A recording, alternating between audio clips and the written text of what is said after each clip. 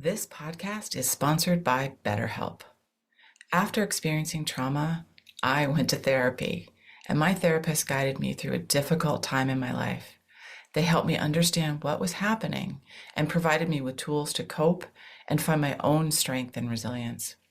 Their experience and compassion were invaluable and enabled me to rebuild my life and move forward. I strongly believe in the power of therapy to help people through difficult times.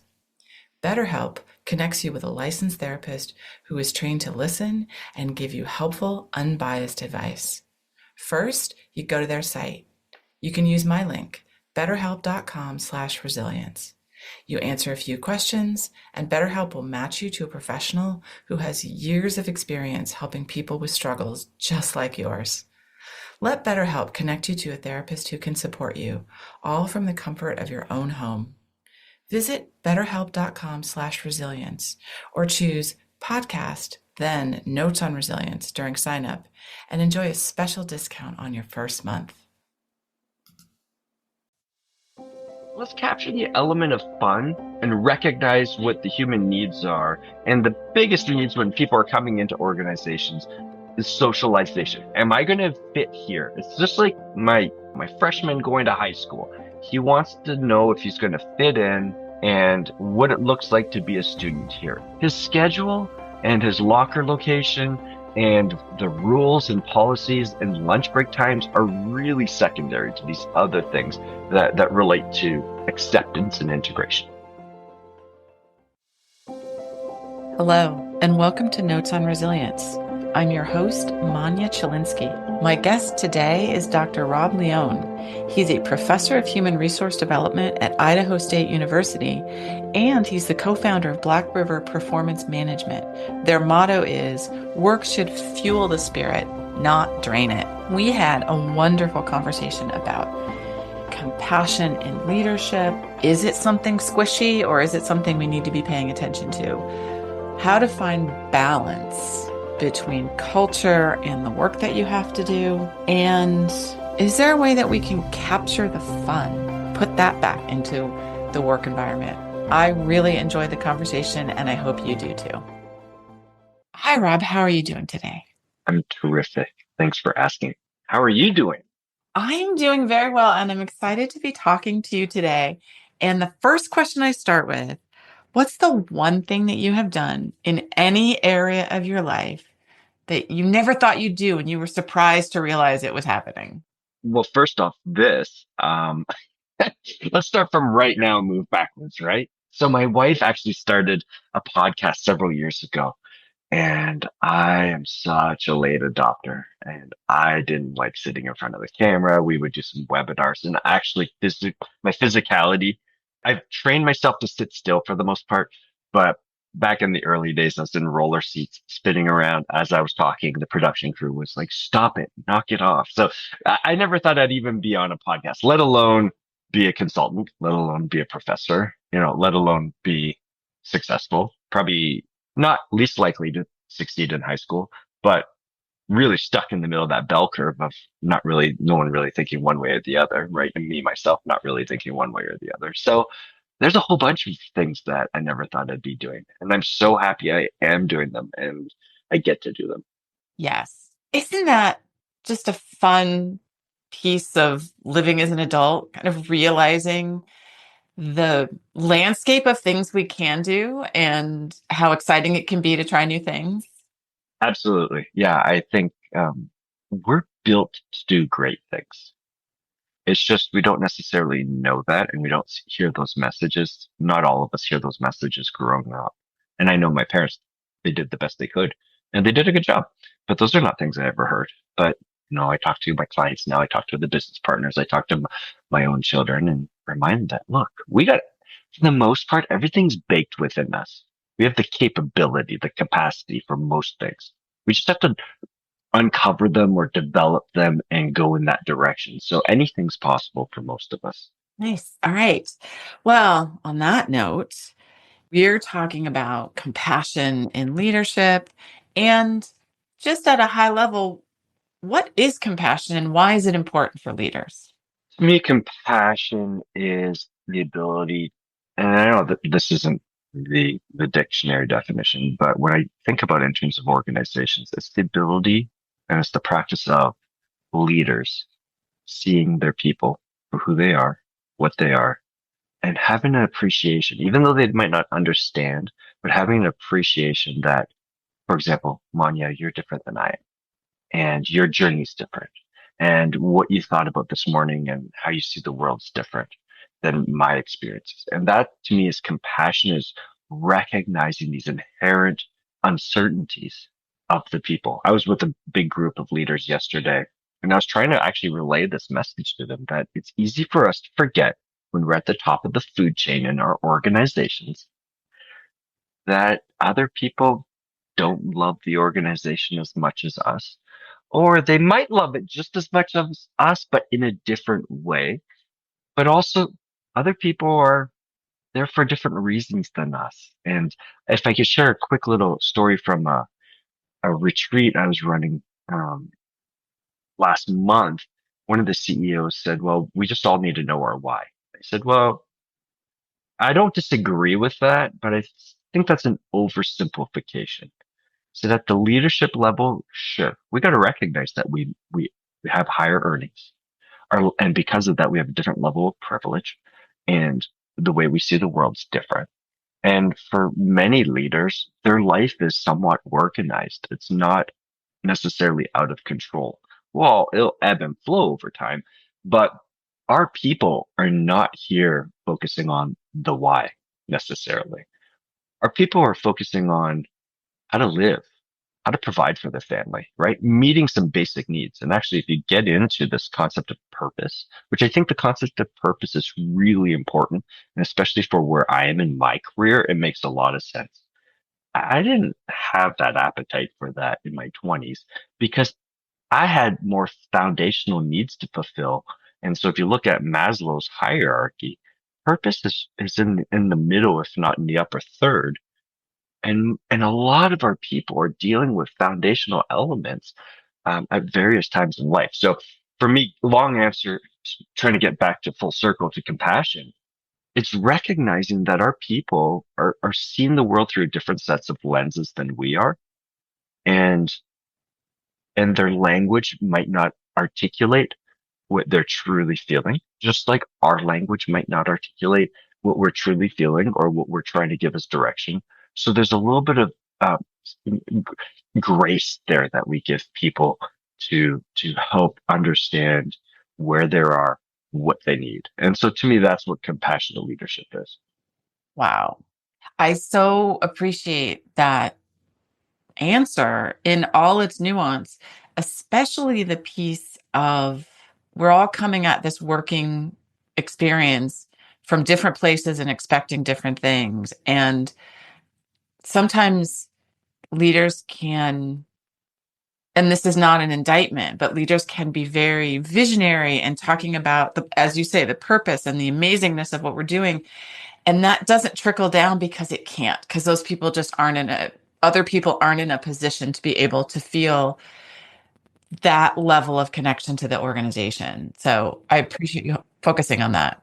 I agree 100%. And this, if I could kind of talk about something else that relates to this is where my issue is with when people talk about motivational speeches. Right? And I say, look, let's be very clear. These aren't motivational speeches. Like we are all in charge of our own motivation.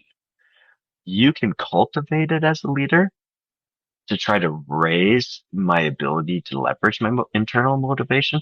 But really what we're talking about here is inspiration, inspirational speeches, but not everyone's eyes are open and able to accept that. And it might even just accept that speech, and it might be really exciting that we're going to do these great things as a company or as an organization. But at the end of the day, I still have to go back and do my job and live my life in accordance to the space I'm in right now. Right. Right. Now, we often hear people saying that compassion is squishy, it's a soft skill. What do you say to leaders who counter with that when you're talking about this? So if I think back to early in my career, I chased gigs. So I had a lot of those conversations, and now I don't. Everything's referral based. And what's actually working out to my benefit and our team's benefit is that we're attracting leaders that believe exactly that it is squishy, but we need it. But to push back on that, I can't change anyone's mind really. And so I just hear them out and I share that, well, I have a slightly different perspective and not that my perspective's better because context is what's important here. But the question is whether or not that the absence of compassion, um, can you sustain your performance objectives over time without burning through people? And that really is the question. Another way I think about it, I've talked to leaders that are like, no, no, we're good. I'm doing really well as a leader. Our team's great. And what I share with the companies I partner with that I provide services to is, look, we might just be one bad hire away from a disaster, right? And so the work we're doing is future proofing our culture and our capability as a team to offset those things. And the other thing to think about too is when leaders think everything's working out and maybe that they're doing a good job, there might be very little evidence that they themselves are doing a good job. It could just be the chemistry of the group. And so it's really complex, right? And so what I've learned is not to argue anymore, have these curious conversations, open minded. I believe a lot of like leading with love, leading from the heart. And that doesn't fit for everyone. And that's just fine. Someone else could slide into that space. Someone else that tough talks. And I've seen these people too. I followed them off the stage. They do their tough talk. Um, Presentation about what leadership is, and then I come in afterwards with a very different angle. And some people prefer that other angle, whereas other people prefer this angle. And so it's finding our people, right? Right, right. Absolutely. And I appreciate you saying that you aren't trying to convince somebody that this is something that they need. And I'm at that place as well, which is if this isn't somebody's quality that somebody thinks is important, it's not my job to try to convince them that it is. I want to work with the people who, on some level, already understand that. Maybe they haven't implemented it, but they do understand that. So Absolutely. we're living in, shall we say, interesting times in terms of our social climate, our political environment. How do you think that is influencing leadership styles in organizations right now? I think it's creating a divide, just as what we're seeing in our political climate. It's we're seeing a divide of people that are really drawn to what's occurring in our political climate as permission and to act in certain behaviors in certain ways. And then others are really pulling back and going the other way. And so I don't think it's helping us much. I think there's a lack of leadership compassion in the political climate. And sometimes, and some of the criticisms, we were too compassionate in the past, maybe. But at the end of the day, people are people, humans are humans, and there's a level of dignity that we need to respect there. And we can have our differences and opinions, but I just see what's happening is that we have people pulling becoming more polarized because they're either offended by a perspective or feel alignment with a perspective. And that's what's going to be really tough. And I think it's going to be really important for us to figure out how to select candidates to fit our organization. And that's why I spent the last year on a sabbatical actually looking at what are some of these fit factors that can enhance the quality of the fit in the organization as it relates to our cultural identity. Because we're going to pick up some people that are from a different camp and they're not going to integrate well. And and this is my testament for culture work, right? Like we need to know who we are. It's kind of like think about a young version of yourself, or at least I'll speak from mine, pre-marriage. I didn't know myself very well. I thought I knew myself well, but then I get married and then it doesn't work out. And so after a divorce, it's like I need to do some self work. I need to figure out I need to harness my voice a little better, work on who I am, and then actually kind of raise the standards for that next opportunity, that next relationship. But but I don't think people necessarily think about these things in terms of organizations. And I think that's where we really need to be is like, who are we as an organization? What do we believe? What do we value? And then how does that belief and value, flow straight into everything from pre-hire screening in terms of making sure that we're very clear on what we expect and how we practice and who we are as a culture, all the way through the exit of the organization. Right. It's interesting you brought up your younger self. I think about in terms of me in the working world and the corporate jobs I had early on, I thought so little about what does the organization believe? What do they care about? Early on, it was this work is interesting and they're paying me a wage that works for what I need. And it never would have occurred to me to be thinking differently. I know that younger generations these days are thinking about more of those kinds of things. What does the company value? How do they think about the environment? What is their corporate social responsibility program? People are thinking about more of these things, and I love that because I it just wasn't on my radar screen when I was younger. Yeah, I think to your point there that, and especially I think about my younger experiences, we weren't exposed to that. I also think about it in terms of, and I laugh when say this, is that, you know what, our younger generation, we brought them to the dinner table. When you and I were young, we had the children's table from the corner, right, with the other children, and so the dynamics of all these things have shifted. And one of the things that, to your point, that we've done better is that we've included them in more conversations so that they know what those organizational identities and climate is and all these things, or organizational commitments and beliefs that back when I was entering the system, it was more of I'm a cog, I'm a piece that keeps things moving, and we fix it if it's broken, and that's kind of it. And I think that was a disservice to us. I think we would have changed. It would have changed our trajectories if they would have helped us better understand what such things as culture is and how we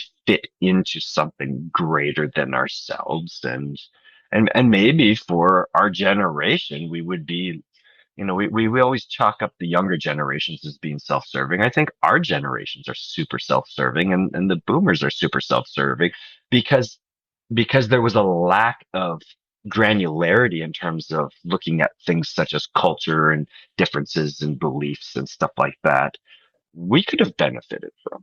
Right. And I think about that as you're speaking, that is all about our media landscape, social media, mainstream media.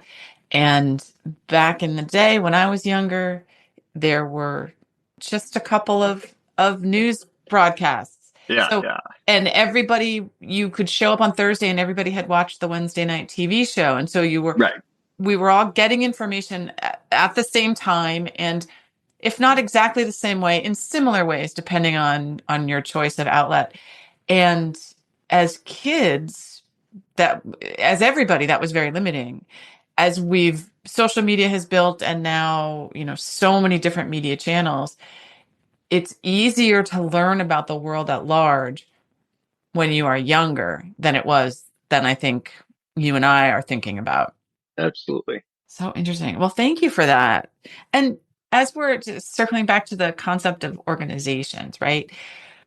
What policies or structures are really important for an organization to have to build out that compassion and to have the leadership that treats their employees as real humans who have real human lives? Yeah, yeah. I stay away from policies. I'm not a big policy fan just because it's not my wheelhouse. I like processes. I like how do we onboard and integrate and socialize people in a process of coming into the organization to understand what it means to be a part of this, right?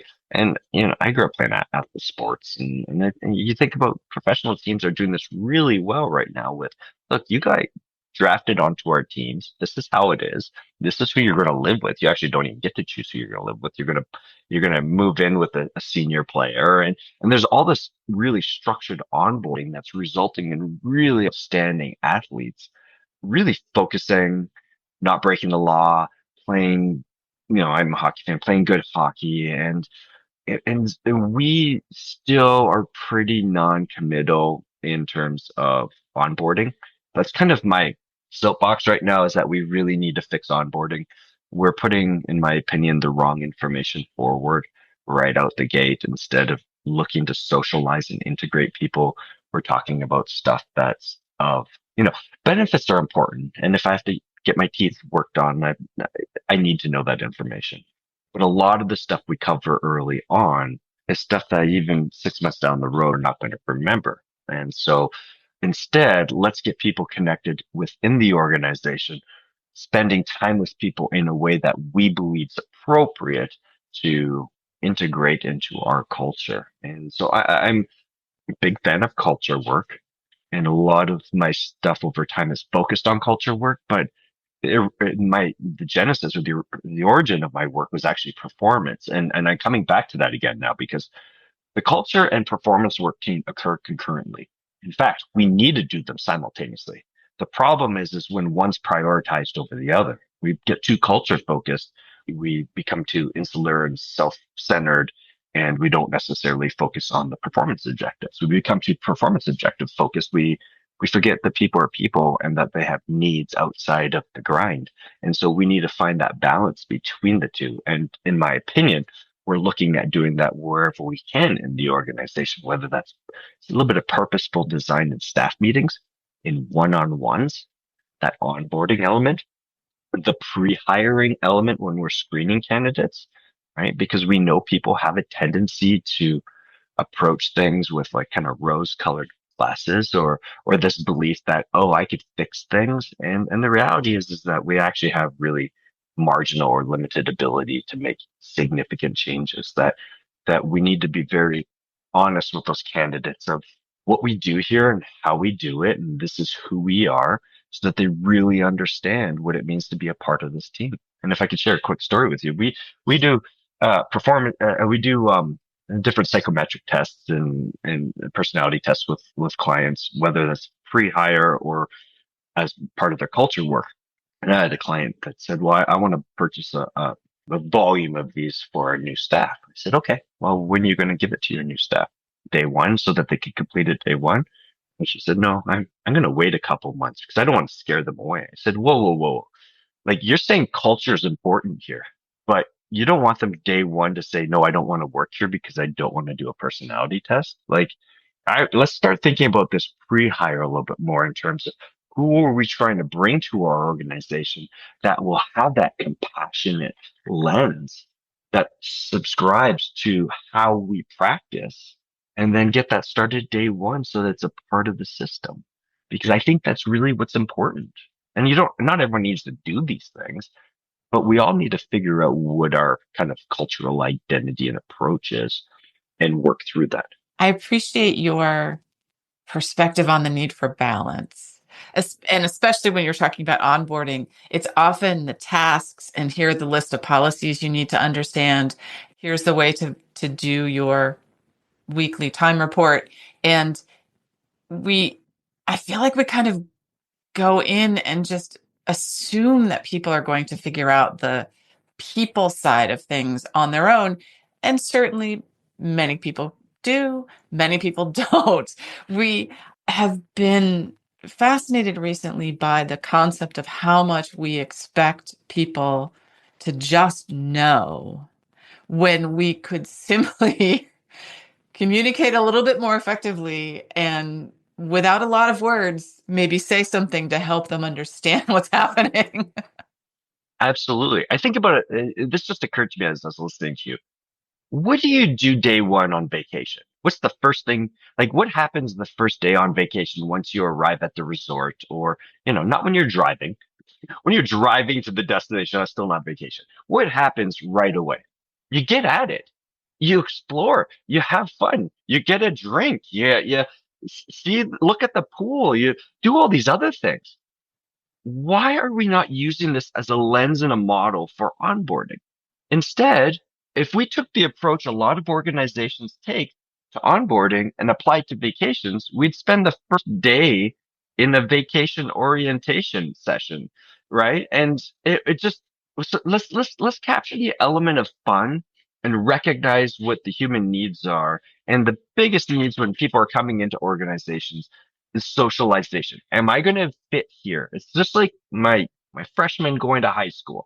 He wants to know if he's going to fit in and what it looks like to be a student here. It's his schedule and his locker location and the rules and policies and lunch break times are really secondary to these other things that relate to acceptance and integration.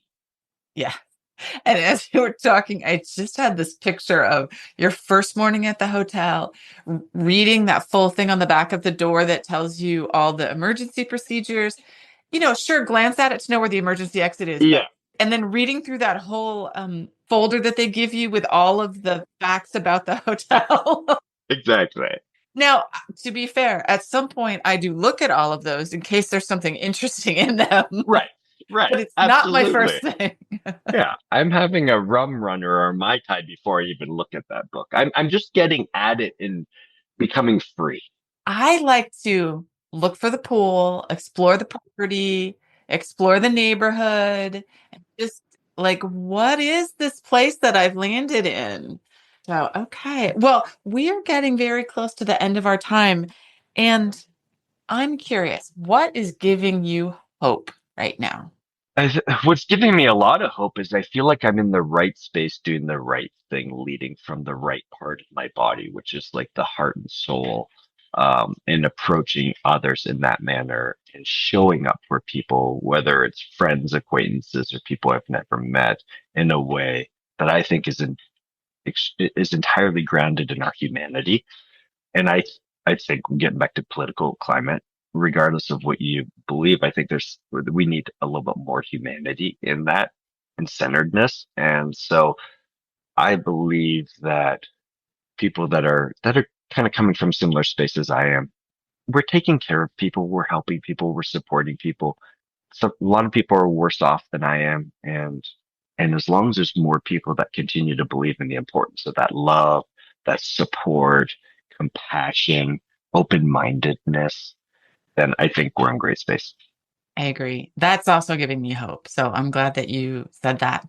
Now, before we log off, I would love for you to share a little bit more about your work and what you do and how our listeners can reach you. Sure, wonderful. Okay, so my work. So I have two different works, right? Like I'm a professor at a university, Idaho State University, but outside of that, my wife and I own a consultancy called Black River Performance Management, and we focus on organizational performance through a human-centric lens. And if you want to learn more about that, go to Black River, the letter P for performance, the letter M for management.com. So blackriverpm.com, and you'll see kind of an overview of what we do. But what I like to direct people to is that we have blogs, we have podcasts.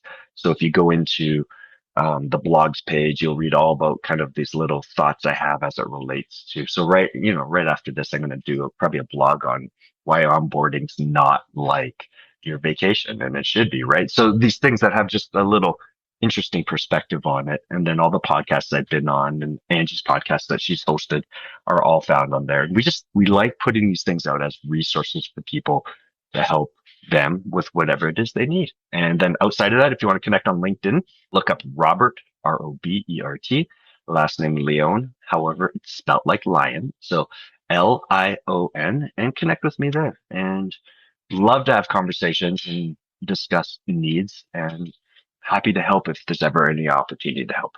Wonderful. Thank you so much. I will put links to those in the show notes so folks can find you a little more easily. And Rob, thank you so much for this conversation. I've really enjoyed our time together. Thank you.